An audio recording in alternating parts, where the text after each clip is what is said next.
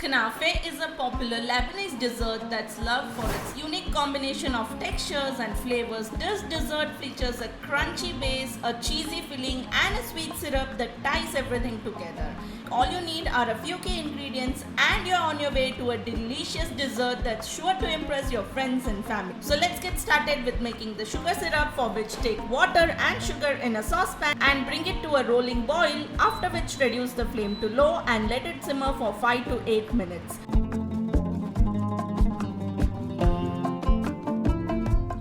Once done, take it off the flame and let it cool, and then add the orange blossom water and lemon juice. Orange blossom water adds a floral note to the syrup. If you cannot source it, then you can use rose water, and lemon juice here prevents the crystallization of sugar, which is very important. Set this aside and let's now make the Ashta Cream. In a saucepan, add milk, cream, sugar, cornflour and vanilla essence. Stir to dissolve the cornflour completely and then switch on the flame and cook till it reaches a pudding-like consistency. Do remember to stir it continuously to avoid the formation of any lumps.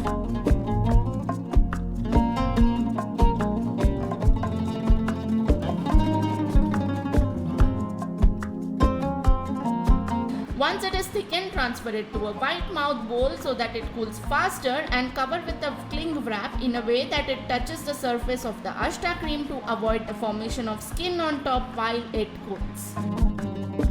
Now comes the actual crunchy base, which is achieved by using the Kunafa dough, which is also known as Knafeh dough. I hope I am pronouncing it right. If not, correct me in the comments below. So it is nothing but shredded phyllo pastry. It comes in long threads like this. So break it down to resemble like a vermicelli, either using your hands or in a food processor. And no, this is not the same as vermicelli, though it looks similar. Vermicelli becomes hard upon toasting, so I do not recommend using it in the recipe. Opt for this pastry dough, which yields the exact texture to the Knafeh available in the market. Here I have melted butter. To that I am adding the orange food color. This is optional, you can skip it if you want to. Then pour it onto the pastry and mix everything to coat it really well.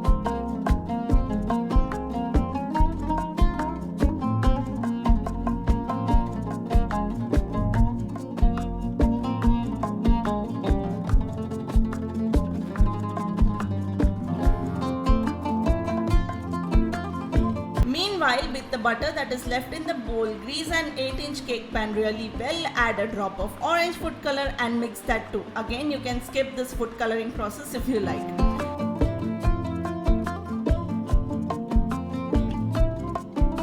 Take half of the pastry dough and line the base well. Use the back of a bowl to spread it out evenly.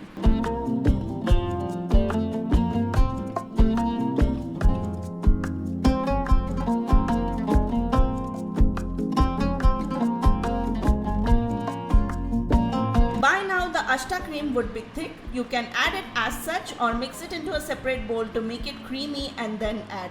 Use an electric beater to make it lump free. Me being lazy, I did it manually, so there were little lumps left out, but it did not affect the final texture. Layer it on top of the base, keeping in mind not to go till the very edges, as you want that space to seal with the remaining Knafeh dough. Finally, add the rest of the dough and level it off. So basically, the Ashta cream is sandwiched between the Knafeh dough. You can also add a layer of chopped pistachios on top of the cream if you prefer. I didn't. Now bake this in a preheated oven of 180 degrees Celsius for 40 minutes. Once out of the oven, immediately invert it onto a serving dish. Now for photography purposes, I am adding this white parchment paper in between, but you can skip it obviously, and take it out directly onto the serving dish.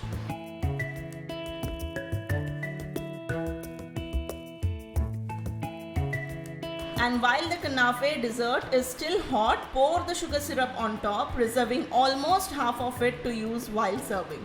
Allow it to cool and decorate as you like. I tried to make a crescent moon for Eid on top with the pistachios, rose petals and some Ashta cream that I had taken out beforehand.